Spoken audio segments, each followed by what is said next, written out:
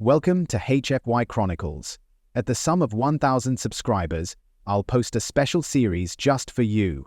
Subscribe now. The air shimmered with an unnatural stillness as the last echoes of violence faded into silence. Blood pooled across ancient marble, each droplet containing a story of defiance that would soon reshape the very foundations of existence. This was not the first time a mortal had breached the sacred halls of divinity, but never before had the pantheon felt the cold fingers of genuine fear creep up their immortal spines. "Stay down, mortal," commanded a towering figure seated upon a throne that seemed carved from the very essence of creation itself. Pure, crystalline light pulsed with each syllable he spoke, sending ripples of power across the vast chamber. His name was Helios, though he had been called by 1,000 different names across countless civilizations. He wore ancient robes of impossible fabric that lapped and swirled in the air without wind, defying gravity itself. Golden streaks flowed from the cloth's sharp edges, like liquid sunlight, dancing and twisting with ethereal grace, while a sense of overwhelming warmth radiated from his body like a miniature sun. His eyes were purely golden, lacking pupils or whites, gleaming with the intensity of molten metal. His facial features were perfectly symmetrical, each angle and curve precisely measured and balanced, as if cut out by master craftsmen working with divine instruments. He was perfect, or so he believed, a paragon of celestial beauty that even his godly peers could not help but admire. To himself and his fellow immortals, he was the very definition of divine perfection. The human who lay before him had a name once, though it had been stripped away during his journey through the 7 trials of ascension. Now, he was simply known as the Pilgrim to those who whispered of his impossible quest. His body bore the evidence of his arduous path. Skin lacerated and bruised, bones fractured beneath flesh that had been torn and mended countless times. Each breath came as a labor, his lungs fighting against the weight of divine pressure that sought to crush his mortal frame. Yet, despite this, a fierce determination burned behind his eyes, a fire that refused to be extinguished, even in the presence of gods. Several divine figures of varying shapes and sizes stood to Helios's left and right as he spoke. His voice boomed across the large marble room with an unnatural weight, each word carrying the authority of eons. Beams of sunlight with no discernible origin shone down through the pillars' cracks, holding what looked to be literal clouds above, a ceiling of condensed divinity that occasionally rumbled with distant thunder. The chamber itself was a testament to impossible architecture, columns spiraling upward in patterns that defied mortal understanding, their surfaces inscribed with the histories of 1,000 fallen civilizations. The pilgrim's right arm trembled as he brought it up to support his weight, muscles straining against the overwhelming force of divine presence. Blood trickled from a deep gash across his forehead, momentarily blinding one eye as he struggled to lift himself from the cold marble floor. His journey had begun 3 years ago, when the gods had taken everything from him, his village razed to ashes, his family sacrificed upon altars of indifference. He had sworn an oath then, beneath a sky that wept with the tears of the innocent, that he would bring an end to their tyranny or die in the attempt. With incredible speed that distorted the very air around him, one of the figures standing near Helios appeared beside the pilgrim. This was Xiphoros, herald of divine will, his body a perfect blend of athletic prowess and ethereal grace. His skin held a subtle luminescence that pulsed with each heartbeat, and his movements left trails of golden light that lingered for seconds before fading. With casual cruelty, he kicked the pilgrim's arm out from underneath him, causing him to collapse yet again against the hard floor. The impact forced air from the human's lungs in a pained gasp that echoed across the chamber. He said, "Down," Xiphoros stated, his voice carrying the melodic quality of wind chimes mixed with the authoritative tone of a natural predator. He appeared once more beside Helios, moving so quickly that to mortal eyes he seemed to teleport rather than run. A smirk of satisfaction played across his perfect features as he watched the human struggle.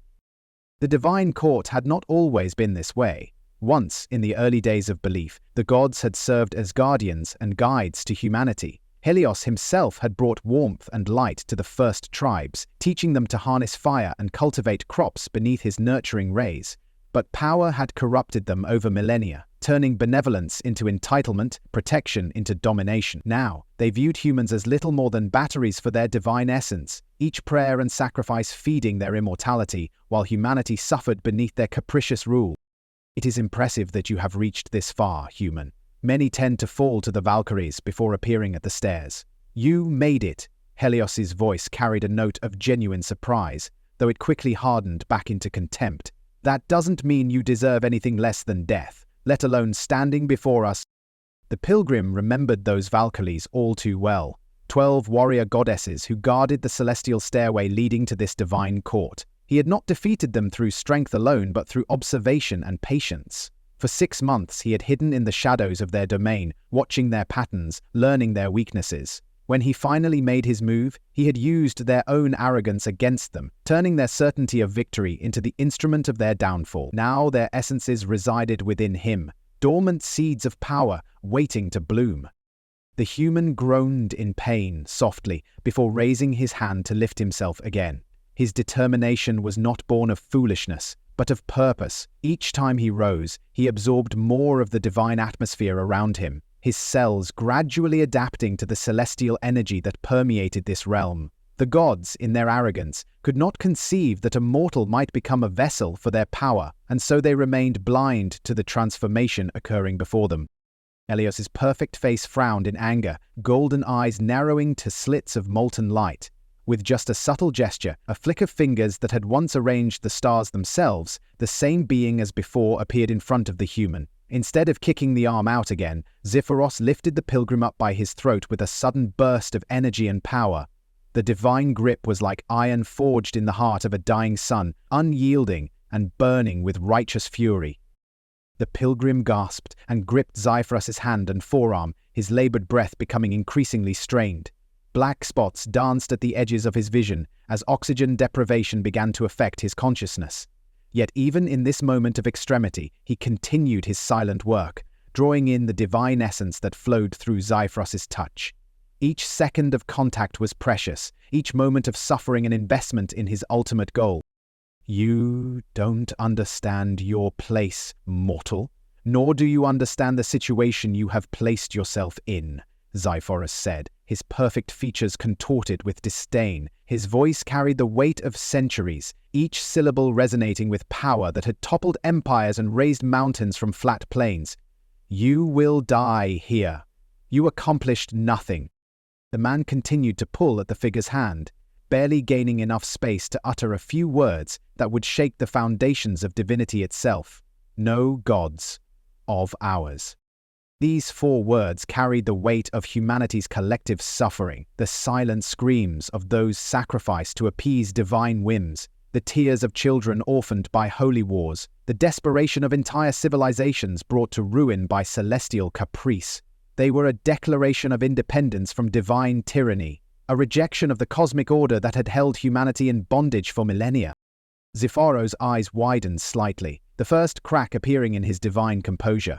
He lifted the human up again, muscles tensing as he prepared to thrust him back into the ground with enough force to shatter every bone in his mortal body. The chamber held its breath, divine spectators leaning forward in anticipation of the coming violence. Zephyros, hold! Helios's command cut through the tension like a blade of pure authority. Zephyros stopped suddenly on command, his body freezing in mid-motion as if time itself had paused around him.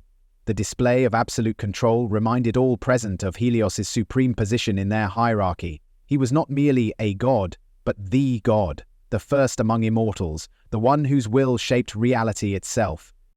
You are the reason for our existence, human. We were born by the imagination of billions. As much as your kind regrets it, we are your gods, Helios said, looking towards Zephyros and gesturing him to drop the man. His words carried a fundamental truth that few mortals ever comprehended: the symbiotic relationship between belief and divinity, the paradoxical dependency of gods upon those who worshipped them. With a thud that echoed through the chamber like a war drum, the pilgrim plopped onto the floor, his body splattering against the wet surface of his own blood. The impact sent fresh waves of agony through his broken form, yet the pain was merely information now, a signal to be acknowledged and set aside. As he had done countless times before, he began lifting himself up, each movement a testament to indomitable will. What makes you think they can't make more? The pilgrim coughed up some blood, looking towards Helios with eyes that held not fear but challenge. You have toyed with, killed, raped, and manipulated humanity for centuries. And you can't think of anything they would rather believe in than you? The question hung in the air like a blade suspended above the divine court. It cut to the heart of the gods' deepest fear: obsolescence. For if humanity could create gods through belief, could they not also unmake them? Could the divine be replaced, forgotten, consigned to the dustbin of cosmic history like so many pantheons before them? The thought was anathema to beings who defined themselves through their immortality. Almost instantaneously, the pilgrim was launched nearly 30 meters into the side of a marble pillar. The impact was so heavy that even the furthest god felt the vibration ripple through the chamber like a stone dropped into still water. Marble cracked and splintered around his body, dust and fragments raining down as the pillar threatened to collapse under the force of the collision. Blood sprayed from the pilgrim's mouth in a fine mist, hanging suspended in the air for a moment before gravity reclaimed it. "I couldn't stand for his insolence, father." A hooded figure walked out from beside Helios, hands still extended from the telekinetic blast. This was Vaidrith, master of shadows, his form wrapped in cloaks woven from the darkness between stars. Where other gods radiated light and power, Vaidrith absorbed it, his presence a void that drew all energy inward. His face remained partially concealed beneath his hood, revealing only a jawline of perfect angles and lips curved in perpetual contempt. "I was still speaking with him, Vaidrith," Helios replied, looking toward his son with a mixture of irritation and indulgence. Even in his rebuke there was pride, for Vaidrith's power was a reflection of his own, a continuation of divine legacy that stretched back to the dawn of consciousness. "Father," Zephyrus said concerningly, his voice carrying a note of warning that cut through the tension between Helios and Vaidrith.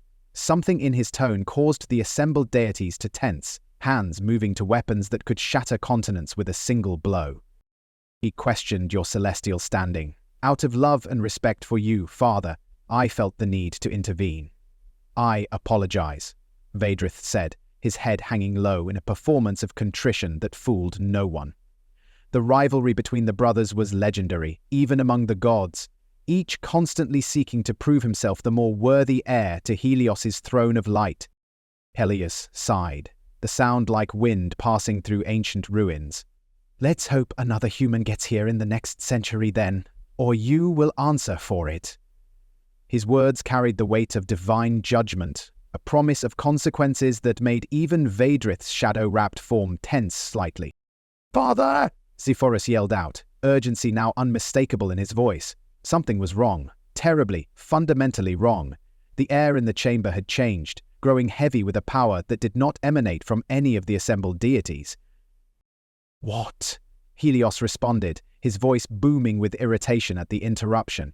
Golden light flared around his form, momentarily blinding those nearest to his throne. Easing, Zephyrus suddenly stopped speaking. The sound of wheezing could be heard from his direction, drawing the attention of the others. A collective gasp rippled through the divine assembly as they beheld an impossibility made manifest before them. Standing in front of Zephyrus was the pilgrim, seemingly unharmed by the devastating impact that should have reduced him to a smear of blood and broken bones. His hand was wrapped around Zephyrus's throat in a mirror image of their earlier confrontation, but now the power dynamic had shifted dramatically. Zephyrus was on his knees, grasping at the pilgrim's hands and forearms in distress, his eyes mixed with both confusion and utter terror, emotions that had never before touched his immortal countenance. "Zephyrus, you look weak, kill him," Helios commanded, his voice carrying absolute certainty that his son would overcome this momentary setback. After all, what could a mortal possibly do against a god of speed and strength, a being who had toppled mountains with casual gestures and outrun lightning itself? Yet something unprecedented was occurring before the shocked eyes of the divine court. A golden, mist-like substance began to seep slowly from Zephyrus's eyes and mouth, his hands desperately attempting to pull away from the pilgrim's grip. This was essence, pure, undiluted divinity, flowing from its rightful vessel into a mortal container. As more and more of that misty substance pulled away from his body and poured into the pilgrim, it started to mend the wounds across his body, closing lacerations and knitting broken bones with audible cracks that echoed through the suddenly silent chamber. "Your Valkyries were fast. I had to learn to hit them when they thought they won. Their hubris brought them to their knees. Like you, Zephyrus," the pilgrim said condescendingly, his voice stronger now, resonating with newfound power that sent tremors through the marble floor beneath them. The transformation was becoming visible. his posture straightening, muscles filling out, skin taking on a subtle luminescence that mirrored Zephyrus's fading glow. With fierce urgency born of desperation, Zephyrus launched a barrage of strikes against his captor. His godlike swiftness enabled him to rain down blows upon the pilgrim's arms and face, each movement a blur that mortal eyes could never have tracked. Though each impact cracked through the air like thunder, they proved increasingly ineffective as the divine essence continued to flow from god to mortal. While the ethereal vapor drained from his form into his opponent, a deity of boundless power and quickness began to falter. His movements, once too fast to perceive, began to slow until they became merely superhuman rather than divine. "Unhand him now," Helios demanded, rising from his throne for the first time. The movement sent waves of golden light cascading across the chamber, momentarily blinding all present. When vision returned, he stood at his full height, a colossus of divine perfection, whose head nearly brushed the cloud ceiling above. The rest of the figures around him tensed up or grabbed their strapped weapons, preparing for combat against this unprecedented threat. "You don't command me, imp," the pilgrim said, the word imp carrying centuries of human suffering and resentment. Zephyrus at this point stopped fighting back. His grip around the pilgrim's forearm was weak and soon went limp as the last of his divine essence flowed into his opponent. What remained was a shell, still immortal but powerless, a god without divinity. Helios's eyes grew wide, an intense feeling swelling within his chest like molten steel. Something that felt ancient and primal stirred in his ageless existence, a sensation he hadn't experienced in centuries. Pure, unbridled rage. For the first time since the dawn of belief, he felt threatened, his absolute authority challenged not by fellow gods, but by a creature whose lifespan was but a blink in cosmic time. One of the figures exploded out from behind Helios, their armor gleaming under the harsh light of divine radiance. This was Morak, god of battle, his form encased in plate forged from the cores of dying stars. Each piece of his armor bore the marks of 1,000 wars, etched with the names of fallen champions who had dared to challenge his supremacy on fields of conflict. He wielded a massive blade that hummed with deadly purpose, its edge catching the light as his body came down against the pilgrim with a thundering impact that shook the very ground beneath them.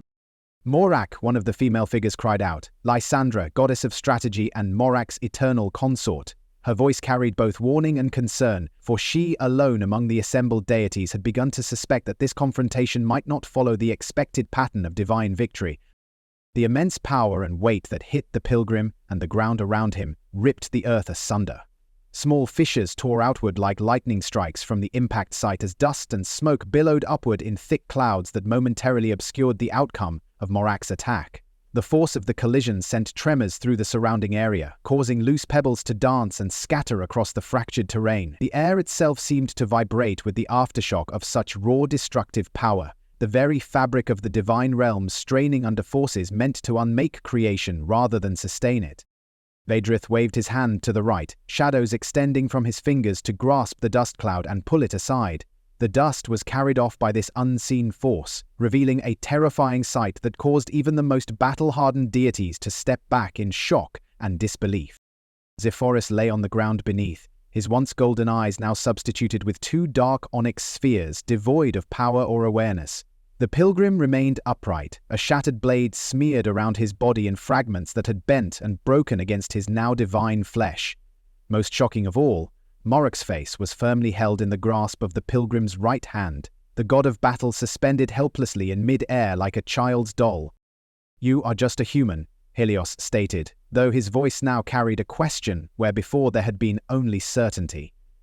The assembled gods shifted nervously, hands tightening on weapons that suddenly seemed inadequate against this impossible threat. The pilgrim tightened his grip on Morak's face, his fingers digging into the god's skull with inexorable pressure. Feeling the divine essence pulsing beneath the surface, he snarled and lifted Morak off the ground as if he were a mere child. The god's eyes widened underneath his grip, confusion swirling within those once calm depths that had witnessed the rise and fall of civilizations with detached interest. "Look how you accomplished nothing," the pilgrim growled, channeling the energy coursing through him, the combined power of the Valkyries, Zephyrus, and now Morak's essence flowing into his expanding vessel. His voice had changed, taking on harmonics that resonated with divine authority while still maintaining the raw emotion of humanity. With a sudden surge of power that sent concentric rings of force rippling outward across the chamber, he hurled Morak backward like a rag doll. The deity collided with a marble pillar, shattering it into a rain of dust and stone shards that cascaded down around his crumpled form. A resounding crack echoed through the chamber as Morak crumpled to the ground, stunned and gasping for air that his immortal body suddenly seemed to require. Helios stepped forward, eyes blazing with fury that manifested as coronas of golden fire around his perfect form. "You dare!" he began, voice building toward a proclamation that would have shattered mountains and boiled oceans in the mortal realm. The pilgrim cut him off, an act of such breathtaking insolence that several lesser gods actually faded slightly from shock. "Dare? No. I'm doing what they should have done ages ago."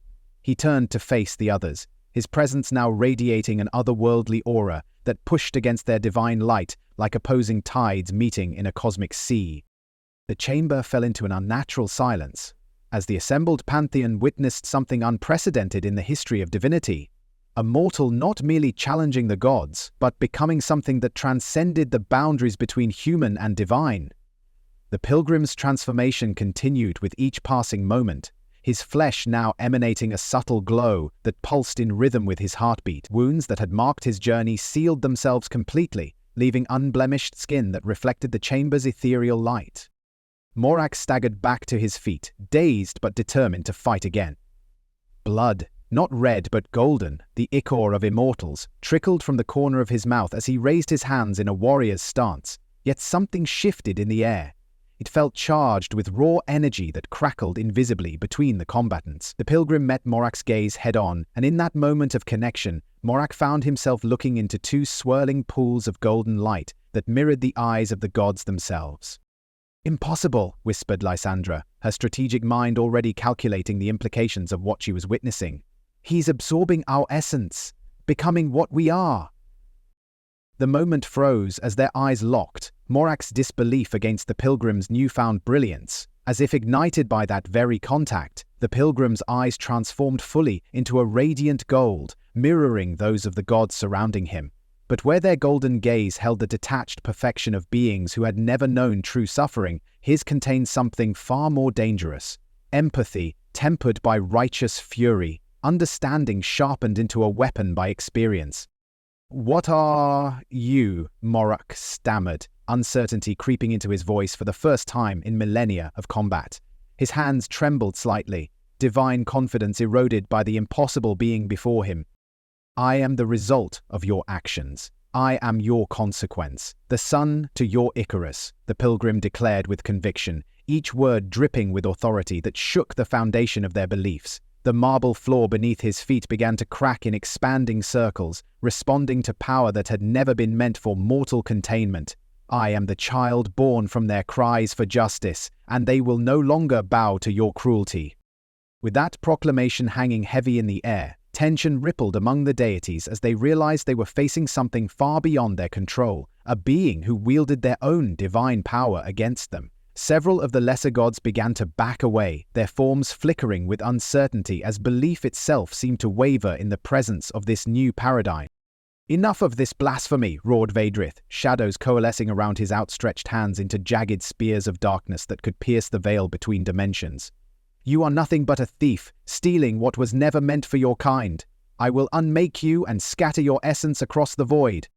The shadow spears launched forward with devastating speed, their tips sharp enough to sever the threads of fate itself. They crossed the distance to the pilgrim in less than a heartbeat, aimed with the precision of a god who had spent eons perfecting the art of destruction. Yet instead of piercing their target, they simply stopped. Suspended in mid-air, mere inches from the pilgrim's chest, the shadows trembled like living things caught in a predator's gaze. "Your shadows cannot touch me, Vedrith," the pilgrim said softly, his voice carrying effortlessly across the chamber despite its gentle tone. "For I have walked through darker places than you could ever create. The shadow of death that you cast over my village, the darkness of despair when I buried my family with my own hands." With a casual gesture, he closed his fist, and the shadow spears imploded into themselves, collapsing into pinpoints of absolute darkness before winking out of existence entirely. Vedrith staggered backward as if struck, his connection to those weapons severed with a psychic backlash that left him momentarily vulnerable. "Impossible," he hissed, clutching at his chest where phantom pain blossomed. "No mortal can command the darkness." "I am no longer merely mortal," the pilgrim replied, taking a step forward that caused the assembled gods to take a collective step back. "Just as I am not yet fully divine, I am becoming something else entirely, something you created through your own arrogance." Helios raised his hand, golden light gathering between his fingers in a concentrated beam of pure creation energy, the same force that had ignited stars and breathed life into primordial worlds. "Whatever you are becoming ends now," he declared, his perfect features hardened into a mask of divine judgment. "Your existence is an abomination that cannot be permitted to continue." The beam launched forward, a column of light so intense that it should have vaporized anything in its path instantly. The chamber itself groaned under the pressure of such concentrated divinity, pillars cracking and the cloud ceiling roiling with sympathetic energy. Several lesser gods shielded their eyes, unable to look directly at the manifestation of Helios's wrath. Yet when the light faded and vision returned to the stunned assembly, the pilgrim still stood, one hand raised before him. In his palm rested a sphere of golden energy, Helios's attack captured and contained like water in a cup. His expression was not one of strain, but of sad understanding, as if he had finally confirmed a truth he had long suspected. "You call me abomination," he said, studying the sphere of light that rotated gently above his palm. "Yet what greater abomination exists than gods who torment those they were born to protect? What perversion of purpose is more profound than guardians who became tyrants?" With a gentle motion, he closed his fingers around the sphere, absorbing its energy into himself. The action sent visible waves of power cascading through his form, his silhouette momentarily blurring as if reality itself couldn't quite contain what he was becoming.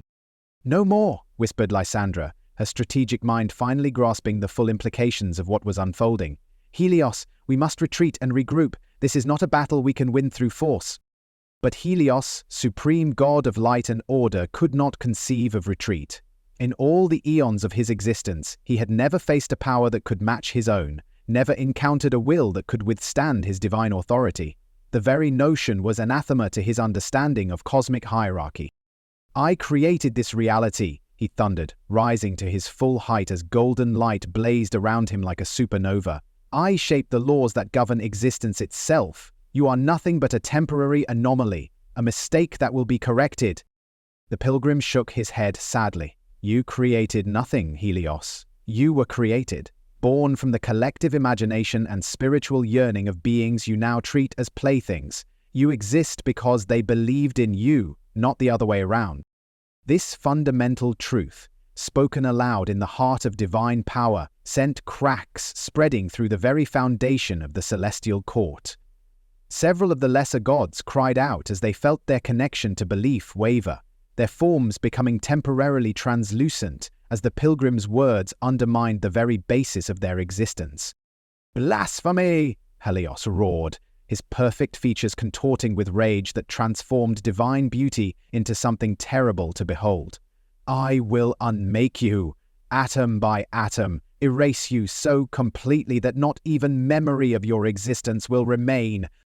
He raised both hands now, channeling power on a scale that threatened the integrity of the divine realm itself. The marble floor beneath him began to melt and flow like water, unable to withstand the proximity to such concentrated divinity. The air between him and the pilgrim shimmered with heat distortion, reality itself bending under the pressure of what was about to be unleashed. But before Helios could release his ultimate attack, a new sound cut through the charged atmosphere. Laughter. Not mocking or hysterical, but the genuine laughter of someone who has finally understood a cosmic joke. The pilgrim stood relaxed, hands at his sides, head tilted slightly as if listening to a distant melody. "Can you feel it, Helios?" he asked, his voice carrying an almost gentle compassion that was more devastating than any challenge could have been. "They're beginning to question. Down below, in the mortal realm, your worshippers are starting to wonder why their prayers go unanswered, why their sacrifices bring no relief from suffering." As he spoke, a subtle change rippled through the chamber. The golden light that had always emanated from Helios began to flicker almost imperceptibly, like a candle in a draught, Several of the lesser gods gasped, clutching at their chests as they felt the first tremors of belief shifting away from them. "What have you done?" demanded Vaedrith, shadows swirling around him protectively as he sensed the change in the divine current. "I've done nothing but speak truth," replied the pilgrim. "Before I began my journey here, I traveled to every corner of the mortal realm, sharing a simple message. The gods are not what they claim to be. They are not perfect, not all-powerful, and certainly not all-loving. They are parasites feeding on faith and fear." Helios staggered slightly, one hand grasping the arm of his throne for support. "Impossible! One mortal voice cannot undo eons of belief." "Not alone, no," agreed the pilgrim. "But I was never alone. In every village, every city, every remote outpost of humanity, I left behind disciples. People who had also suffered under your capricious rule, who had lost everything to your divine games. They spread the word while I journeyed here, creating a network of doubt that now spans the entire mortal realm." As if to confirm his words, the cloud ceiling above began to thin in places, patches of unknown darkness becoming visible through the divine barrier for the first time since its creation. The pillars supporting the celestial architecture groaned under strain that had nothing to do with physical weight and everything to do with waning belief. Even now, they are telling others about alternatives, about a world where humans determine their own fate, where they place faith in each other rather than in distant, uncaring deities. And people are listening, Helios. They're beginning to believe in themselves instead of you. Morok, who had been gathering his strength for another attack, suddenly dropped to one knee, his armor clanking loudly in the increasingly silent chamber. "Father," he gasped, looking toward Helios with genuine fear in his eyes. "I feel it. They're forgetting me. The battlefields where they once invoked my name now echo with silence." One by one, the lesser gods began to fade further, their forms becoming increasingly transparent as the belief that sustained them continued to wane. Panic spread through the divine assembly as they faced an enemy more terrifying than any they had encountered in all their immortal existence. Irrelevance. "This is not possible," Helios insisted, though his voice now lacked its former resonance. "We are eternal. We are divine. We cannot simply end." "Nothing is eternal," the pilgrim replied, taking another step forward. This time, none of the gods moved to stop him as he approached the throne of light. "All things change, evolve, or die. Even gods. Especially gods, whose existence depends entirely on the belief of mortals you've treated with such contempt." He stood now at the foot of Helios's throne, looking up at the being who had once been the most powerful entity in existence. The supreme god's light continued to dim, his perfect features beginning to show subtle signs of age that had never before touched his immortal countenance. "What do you want?" Helios finally asked, the question itself a concession that would have been unthinkable hours before. "What would it take to end this transformation?" The pilgrim's expression softened slightly, though his eyes remained resolute. "I want what humanity has always wanted from its gods. Justice, compassion, and respect. Not as supplicants begging for divine favor, but as partners in creation. The age of gods as rulers is ending, Helios, but perhaps there could be a new role for you, as guides rather than tyrants, as inspirations rather than masters."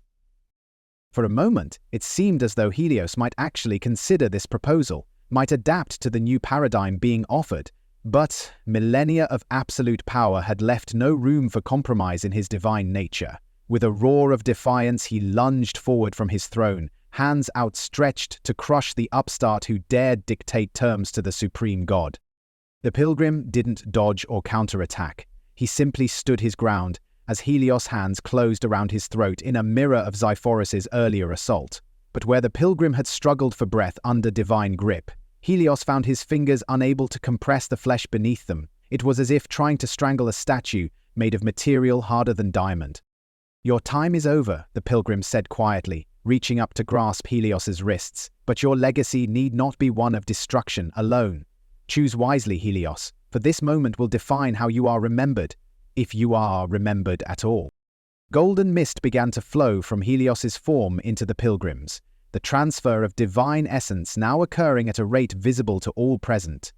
The supreme god's perfect features contorted in horror as he felt his power, his very self, being drawn out and transformed within this new vessel.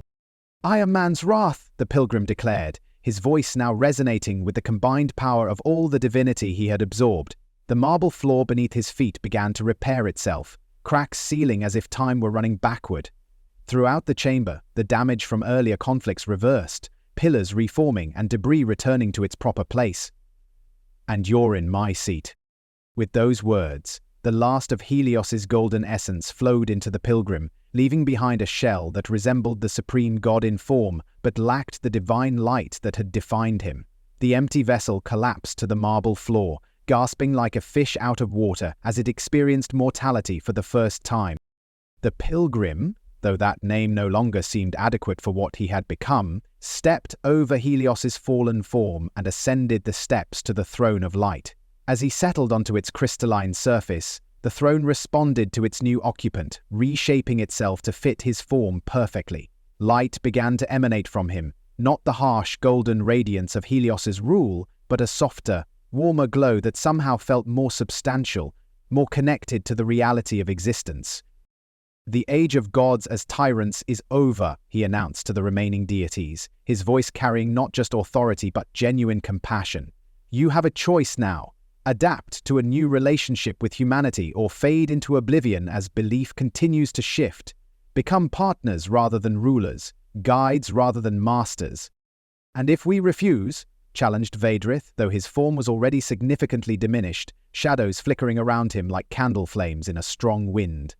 "Then you will be forgotten," replied the new entity on the throne, his expression solemn but determined, "and new concepts will arise to take your place, ideals born not of fear and submission, but of hope and mutual respect." As he spoke, the cloud ceiling above parted completely for the first time, revealing not emptiness but a vista of stars and cosmic beauty that had always existed beyond the artificial barrier of divine separation. Light from these distant suns filtered down into the chamber, mingling with the warm glow emanating from the throne to create an atmosphere of possibility rather than oppression. "I am man's wrath against tyranny," he continued, rising from the throne to address the assembled deities as equals rather than subjects. "But I can also be man's hope for a better relationship between mortal and divine. The choice of which I become rests with you." One by one, the remaining gods looked at each other, at their fading forms, at the fallen figure of Helios who had once seemed eternally powerful, and at the new entity who offered not destruction but transformation. The moment of decision had arrived, not just for them, but for the very concept of divinity itself. And in that moment of cosmic choice, a new age began. Not with thunder and lightning, not with divine proclamation or apocalyptic conflict, but with the simple, revolutionary concept that even gods must evolve or perish. That power without compassion is ultimately self-defeating. That the true measure of divinity lies not in domination, but in partnership with the mortal realm that gave it birth. The pilgrim, now transformed into something beyond both human and god, extended his hand toward the assembled deities in a gesture that contained both invitation and warning. "The future awaits," he said simply. "Will you help shape it, or be left behind by it?"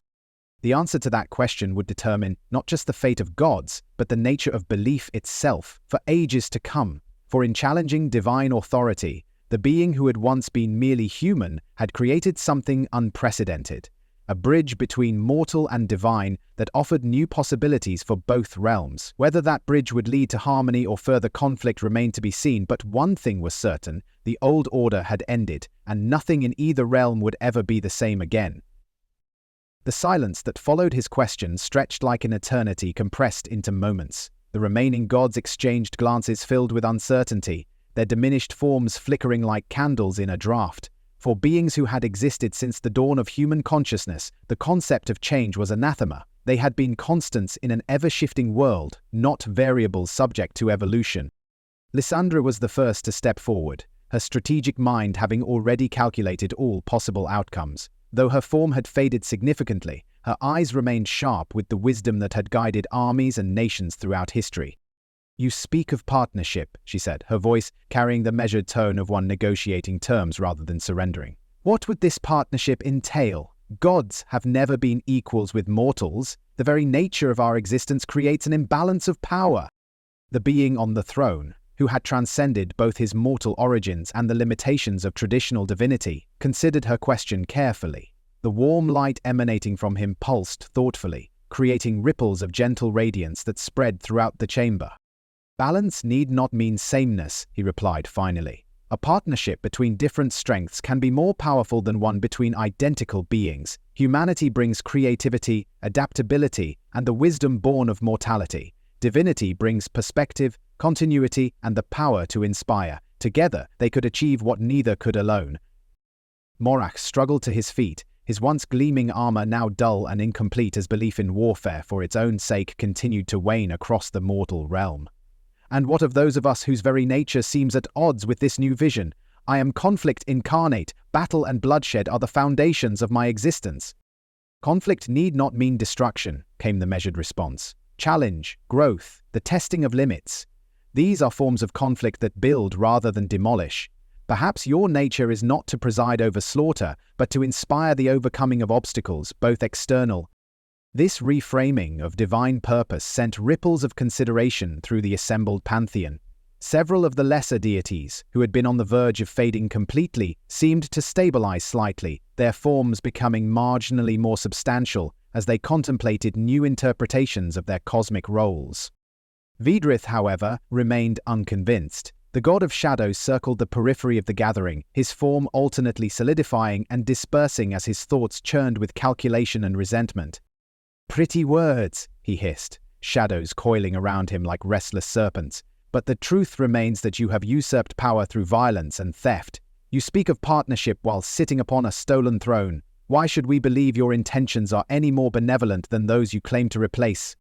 The question hung in the air, legitimate and piercing. The transformed being rose from the throne, descending the steps until he stood on the same level as the remaining gods. The action itself was symbolic, a rejection of elevation, a choice to engage as an equal rather than from a position of dominance. "You're right to question," he acknowledged, surprising Vedrith and the others with his candor. "Power corrupts, whether wielded by god or mortal. I have taken this power not to rule, but to break the cycle of divine tyranny. What happens next should not be my decision alone." With a gesture that sent waves of golden light rippling outward, he created a circular table where the throne had stood, its surface inscribed with symbols representing both divine and mortal realms intertwined in complex patterns. "This is not surrender," he continued, addressing the unspoken fear that had kept many of the gods from seriously considering his proposal. "It is evolution. The mortals are changing, growing beyond the need for gods who demand worship through fear. Either we change with them, or we fade into mythology, as so many pantheons have before us." As if to emphasize his point, the marble floor beneath them suddenly became transparent, revealing the mortal realm below. Cities sprawled across landscapes that had once been wilderness, technologies blossomed that rivaled divine magic in their capabilities, and humans everywhere were questioning, seeking, building futures with their own hands rather than waiting for divine intervention. "They no longer need us as they once did," Lysandra observed, her analytical mind grasping the implications immediately. "But perhaps they need something from us still. Inspiration, connection to something larger than their individual lives." "Precisely," the transformed being agreed. "Not masters, but partners in creation. Not rulers, but guides, who have witnessed the long arc of history and can offer perspective beyond a single human lifetime." Gradually, the atmosphere in the chamber began to shift. The defensive tension that had permeated the divine gathering started to dissolve, replaced by cautious consideration. Even Vedrith, though still suspicious, moved closer to observe the images of the mortal realm with newfound interest. "And Helios?" asked one of the lesser deities, gesturing toward the diminished form of their former leader, who remained crumpled on the floor, neither fully divine nor truly mortal. The being who had once been the pilgrim approached Helios, kneeling beside the fallen god with an expression of solemn compassion rather than triumph. "His fate, like all of ours, will depend on his choices. If he can adapt, learn to exist as a guide rather than a tyrant, then perhaps he too can find a place in this new paradigm." He extended a hand toward Helios, offering not domination but assistance. "The light you commanded can still illuminate Helios. It need not blind or burn." For a long moment, the former supreme god stared at the offered hand with a mixture of resentment and uncertainty. Millennia of absolute authority had left little room in his nature for compromise or collaboration. Yet, as he felt his connection to divine power continuing to fade, a new emotion began to surface: curiosity. What would existence be like without the burden of supreme authority? What might he discover if he were to experience the world from a different perspective? Slowly, with dignity that transcended his diminished state, Helios reached up and clasped the offered hand. The contact sent a ripple of golden light spiraling around their joined hands. Not a transfer of power this time, but a connection between different forms of existence. When the light faded, Helios stood changed. His form was still divine in nature, but tempered, the overwhelming radiance replaced by a more sustainable glow that illuminated without dominating. "I do not know if I can be what you envision," Helios said, his voice carrying honesty that had never before been necessary for the supreme god. "But perhaps there is wisdom in trying." This concession from the former ruler of the divine realm broke the last barrier of resistance. One by one, the remaining gods approached the circular table, each experiencing a similar transformation as they accepted the possibility of a new relationship with the mortal realm that had created them. Morak's armor reshaped itself, the spikes and blades that had symbolized warfare transmuting into forms that suggested protection, an honorable challenge rather than slaughter. Lysandra's strategic maps and charts became more collaborative in nature, showing pathways of mutual growth rather than conquest. Even Vaedrith found his shadows shifting from weapons of fear into tools of introspection and necessary contrast, the darkness that gives definition to light. As the divine assembly settled around the table, the transformed being who had catalyzed this cosmic shift took his place among them, not at the head, but as one voice in a circle of equals. The light emanating from him had stabilized into a warm, steady glow that complemented rather than overwhelmed the unique radiance of each deity. "This is only the beginning," he said, his voice carrying both humility and determination. "The path ahead will not be easy. Trust between realms cannot be established overnight, and many humans will resist the idea of partnership with beings they have been taught to either worship or reject." "And what of you?" asked Lysandra, her perceptive gaze studying him intently. "You are neither fully human nor traditionally divine. What role will you play in this new paradigm?" The question gave him pause. In his journey from vengeful mortal to vessel of divine power, he had been focused on ending the tyranny of the gods, not on defining his own place in whatever came after. Now, faced with the reality of success, he found himself at a crossroads of identity. "I will be the bridge," he said finally, the words feeling right as they left his lips. "Born of humanity but carrying divine essence, I can translate between realms, help each understand the other's perspective. Not a ruler of either world, but a connector between them." As he spoke, his form shifted subtly, the golden light within him taking on hints of mortal warmth and vulnerability while retaining its divine radiance. He was becoming something new. Neither god nor human, but a synthesis that honored both origins. "You will need a name," Helios observed, his tone suggesting that names held power and meaning in both realms. "Not pilgrim, for your journey has reached its destination. Not man's wrath, for that purpose has been fulfilled." The transformed being considered this, feeling the weight of identity and purpose settling around him like a mantle. "I am Nexus," he said after a moment of reflection, "the point of connection, the meeting place between worlds." The name resonated through the chamber, causing the very air to vibrate with recognition. It was neither a mortal name nor a divine title, but something that acknowledged his unique position as intermediary between realms that had been separated for too long. "Nexus," Lysandra repeated, testing the sound of it. "A fitting designation for one who seeks to join what has been divided." With the establishment of his identity, Nexus turned his attention to the practical matters at hand. The transparent floor still revealed the mortal realm below, where humans continued their lives, unaware of the cosmic shift occurring above them. "We cannot simply appear and announce this new arrangement," he said, gesturing toward the images of cities and civilizations. "Trust must be earned, especially after centuries of divine manipulation and neglect." "Then how do we begin?" asked one of the lesser deities, her form now stabilized into a gentle presence that suggested nurturing rather than domination. "We start small," Nexus replied, waving a hand over the table's surface. Images appeared, showing individuals across the mortal realm, artists, creating works that inspired others, healers tending to the sick without thought of reward, teachers sharing knowledge with future generations, and countless others whose actions embodied the best of humanity. These are the bridge builders on the mortal side, those whose hearts and minds are already open to connection beyond themselves. Through them, we can begin to establish a new relationship based on mutual growth rather than subservience. As the divine assembly studied these potential partners, something unprecedented began to occur. The fading that had affected many of the gods started to reverse, not returning them to their former overwhelming power, but stabilizing them into forms that could exist in harmony with a changing world. Belief was shifting, not vanishing, transforming from fearful worship into something more akin to respectful collaboration. "It will take time," Helios observed, watching the subtle strengthening of his fellow deities with thoughtful eyes.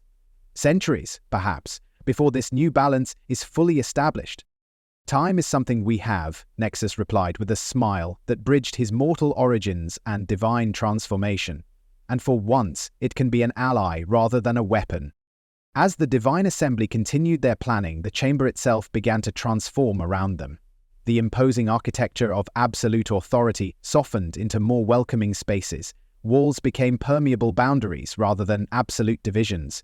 The very substance of the divine realm started to harmonize with the mortal world below, creating areas where the two could eventually overlap without either being diminished.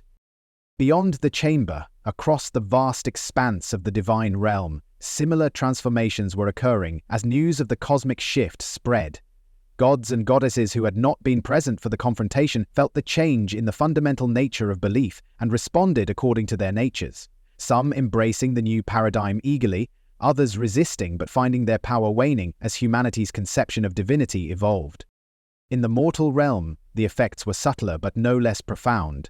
Artists woke from dreams filled with visions they couldn't explain but felt compelled to create. Scientists found intuitive leaps of understanding, bridging gaps in their research. Ordinary people experienced moments of connection to something larger than themselves, not demanding worship, but offering partnership in the ongoing creation of reality. And in a small village that had once been raised by divine caprice, the very village where the pilgrim's journey had begun, a temple that had stood abandoned for years suddenly bloomed with wild flowers that grew through cracks in its stone floor. Children playing nearby reported seeing a figure of warm golden light tending to the flowers, who smiled at them, not with the terrible perfection of divinity, but with the compassionate understanding of someone who had known both suffering and transcendence. When asked who he was, the figure reportedly answered simply, "A friend, returning to where it all began." The story spread, as stories do, growing and changing with each telling. Some claimed the figure had performed miracles of healing, others said he had simply listened to the villagers' concerns with genuine interest. But all versions agreed on one detail, that when he departed, he promised to return, not as a god demanding worship, but as a partner in creating a world where the divine and mortal realms could exist in harmony. And so began the Age of Nexus, not with thunder and lightning proclaiming a new divine order, but with quiet conversations and small acts of connection that gradually bridged worlds that had been separated for too long. The gods learned to inspire rather than command, to guide rather than rule. Humanity learned to recognize the divine without surrendering its agency, to connect with larger patterns of existence while maintaining its unique perspective. It was not a perfect transformation. There were setbacks and struggles, moments when old patterns reasserted themselves on both sides. Some gods could not adapt and faded into memory. Some humans clung to outdated notions of divine authority or rejected the very concept of connection beyond the material. But in the space between absolute worship and complete rejection, a new relationship began to flourish, one based on mutual growth and respect rather than fear and domination. And at the center of this evolving connection stood Nexus, neither fully god nor entirely human, but a living bridge between realms that had been divided for far too long. In time, the story of how a single human had challenged the divine order became legend, then myth, then metaphor. Not because it was forgotten, but because it had become so deeply integrated into the new relationship between realms that it no longer needed to be recounted as literal history. It lived in the very fabric of connection that now existed where once there had been separation.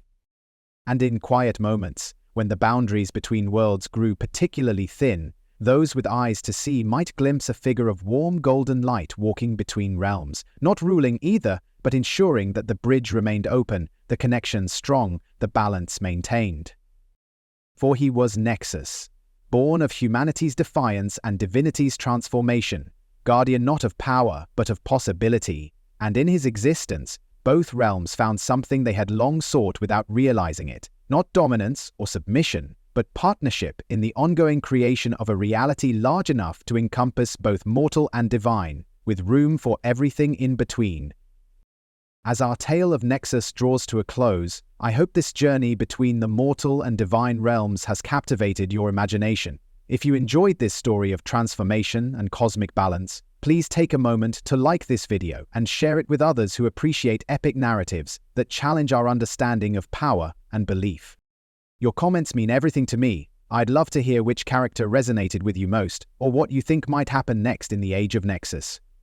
Subscribe to ensure you never miss future stories from worlds both familiar and fantastical, and don't forget to turn on the notification bell so you'll be among the first to experience new adventures as they unfold. Until our paths cross again in another tale, remember that sometimes the greatest power lies not in domination, but in connection. Thank you for listening.